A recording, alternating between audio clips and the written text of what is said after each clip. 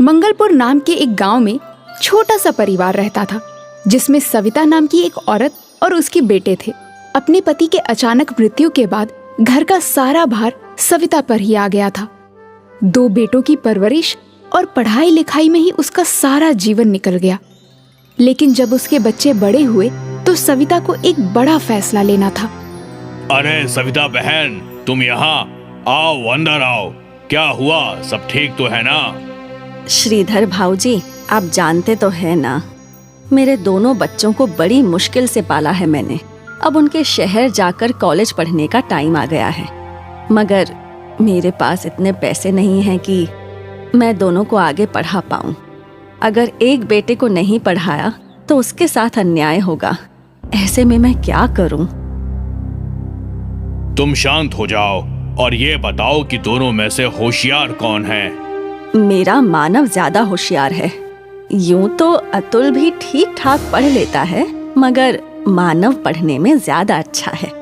तो बस फिर अतुल दोनों में से बड़ा है और होशियार भी। तुम उसे शहर पढ़ने के लिए भेजो और मानव को अपने पास ही रखो। मेरी जान पहचान में एक हलवाई के यहाँ नौकरी खाली है, मैं उसे वहीं पर लगवा दूंगा। श्रीधर की बात सुनकर सविता को तसल्ली मिलती है। वो मानव को बाहर पढ़ने के लिए भेजती है और अतुल को हरिया हलवाई के यहाँ नौकरी करने के लिए लगा देती है। अतुल को ना पढ़ पाने का अफसोस तो बहुत था, मगर अपने घर के हालात भली भांति जानता था, इसलिए उसने आगे पढ़ने की बिल्कुल भी जिद नहीं की। दिन ऐसे ही बीतता रहा और 3 साल बाद मानव को एक बड़े फूड चेन में सीनियर मैनेजर की नौकरी मिल जाती है। माँ, ये लो मिठाई खाओ। मेरी प्लेसमेंट एक बड़ी फूड चेन में मैनेजर के लिए हो गई है। किसमें हो गई है? फूड क्या? फूड चेन में माँ। जब कोई आदमी अपने होटल्स अलग अलग शहर में खोल लेता है, उसको फूड चेन कहते हैं, है ना भैया? बिल्कुल सही कहा रे तूने। 5 स्टार रेस्टोरेंट में माँ, बहुत अच्छी तनख्वाह मिलेगी। धीरे धीरे हम सब शहर में ही शिफ्ट हो जाएंगे।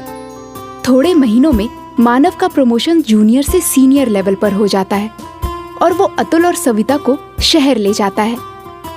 माँ, कल मेरे बॉस डिनर के लिए आ रहे हैं। जब मैंने उन्हें बताया कि मैं अपने पूरे परिवार को यहाँ ले आया हूँ तो वो बहुत खुश हुए। अरे वाह, तू बुला ले उन्हें। आखिर हम भी तो मिले तेरे बॉस को। मगर माँ, तुम तो बीमार रहती हो, तो फिर खाना कौन बनाएगा? तुम चिंता मत करो भैया।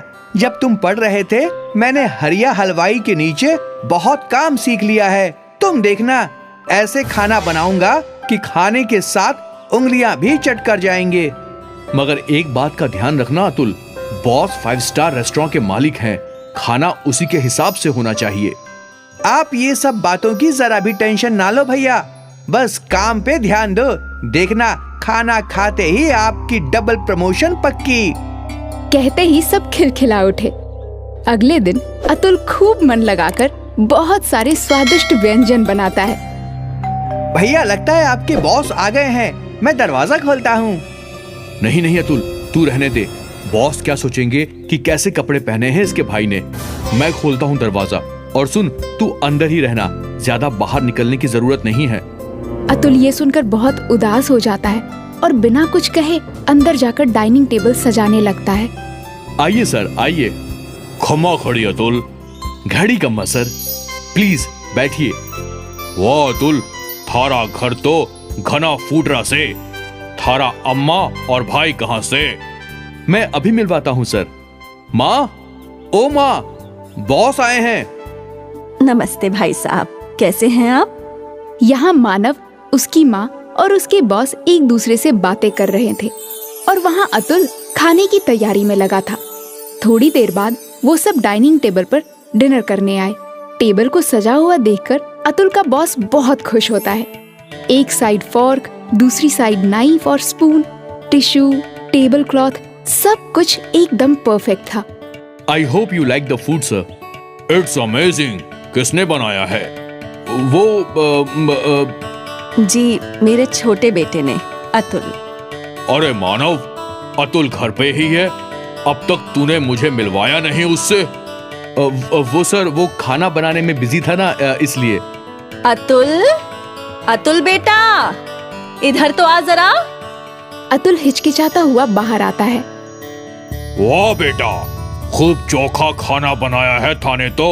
कहीं से कुकिंग का कोर्स किया है क्या? नहीं सर, ये तो हमारे गांव में एक छोटे हलवाई के यहाँ नौकर था, इसलिए थोड़ा बहुत बना लेता है। अपने भाई के मुंह से ये सुनकर अतुल फिर से दुखी हो जाता है और खाना खाने के लिए बैठ जाता है। जाने से पहले अतुल के बॉस मानव को एक ऑफर देते हैं। खाना खा के मजा आ गया। ना ही सिर्फ खाना मगर टेबल एटिकेट्स का भी पूरा ख्याल रखा था अतुल ने।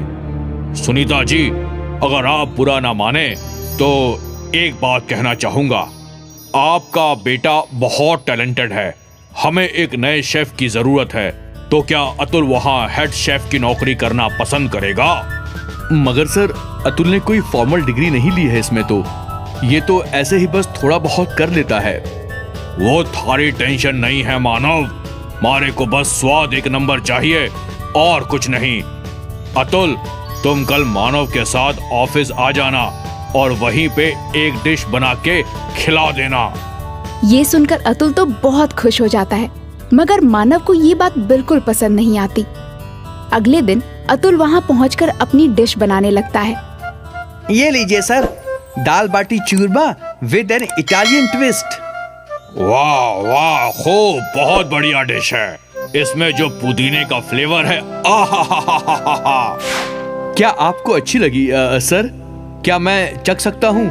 अरे ये तो बहुत अच्छी है। तो फिर? क्यों, चौंक गया ना? क्या हुआ सर? मैं कुछ समझा नहीं। अब तुम इसे खुद बताओ या मैं बताऊं? वो अतुल, मैं इस रेस्टोरेंट के शेफ को तुम्हारी डिश में नमक मिर्ची डालने के लिए कहा था ताकि तुम्हें यहाँ नौकरी ना मिले। क्या? हाँ, और ये बात करते हुए सविता बहन ने तुम्हें फोन पे सुन लिया और मुझे पहले ही इन्फॉर्म कर दिया। इससे पहले कि वो शेफ कुछ कर पाता, मैंने उसे फायर कर दिया। मगर भैया, ऐसा क्यों? मैं नहीं चाहता था कि तुझे भी मेरे जितना पैसा और लाइफस्टाइल मिले। मैं चाहता था कि तू ऐसे ही मेरे टुकड़ों पर पले। यू आर फायर्ड मानव। नहीं सर, ऐसा मत कीजिए। मेरा भाई दिल का बुरा नहीं है। आप उसे नौकरी से मत निकालिए। देखा मानव, तूने क्या कुछ किया, मगर फिर भी अतुल थारे से कितना प्यार करे है। I am sorry sir, I am sorry Atul. मानव को अपनी गलती का एहसास हो जाता है और वो दोनों हंसी खुशी रहने लगते हैं।